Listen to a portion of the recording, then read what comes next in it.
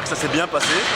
Maintenant, je pense on est content d'avoir gagné, mais on est déçu un peu du résultat. On aurait préféré, je pense, mettre plus d'écart, être mieux, parce qu'on a, franchement, honnêtement, je trouve très mal joué, très mal commencé en tout cas en première mi-temps. On a réagi un peu en deuxième, et c'est bien, mais je pense que ça nous a mis une petite piqûre pour la suite du championnat, et se dire que ça va pas être facile, surtout qu'on va avoir des gros déplacements à commencer samedi prochain par Martigues. Qu'est-ce que ça vaut Saint-Étienne?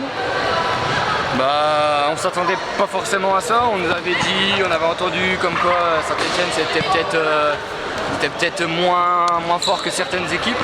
On a vu ce soir qu'en finale c'est pas moins fort que les autres. Ils ont un arrière gauche qui envoie des mines de partout, ça rentre. Ils ont de bons ailiers, heureusement que le gardien a fait un bon match, sinon ce soir c'était à côté. Ouais. Ludo a fait un très gros match, il nous a fait beaucoup de bien.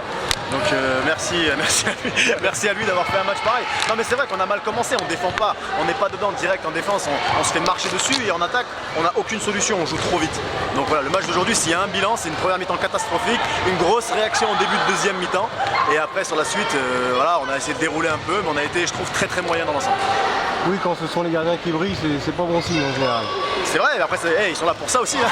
Les gardiens ils sont là pour ça. Je pense que Ludo il est content de son match et on est content là. C'est important aussi d'avoir. Ouais, on est content. Et surtout c'est important d'avoir des bons gardiens, c'est important d'avoir un gardien qui nous fait beaucoup d'arrêts. Je pense que ça l'a mis en confiance et c'est bien pour la suite pour lui. Bon justement, qu'est-ce qui vous attend comme match maintenant? La semaine prochaine on va à Martigues, donc gros déplacement. Donc 7 à 8 heures de déplacement je crois. Ça fait plaisir. On va prendre un petit bain avant ou après je pense après. Après ouais non on part le samedi matin, on prend un hôtel là-haut, on reste le soir pour pas faire l'aller-retour dans la même journée et puis on repart le dimanche matin après une courte nuit, j'espère. J'espère aussi. Bon, pour conclure, il faut combien de victoires pour assurer le maintien? Parce que vous êtes les mieux placés. Honnêtement, on n'a pas compté, mais pour être honnête, on vise pas le maintien.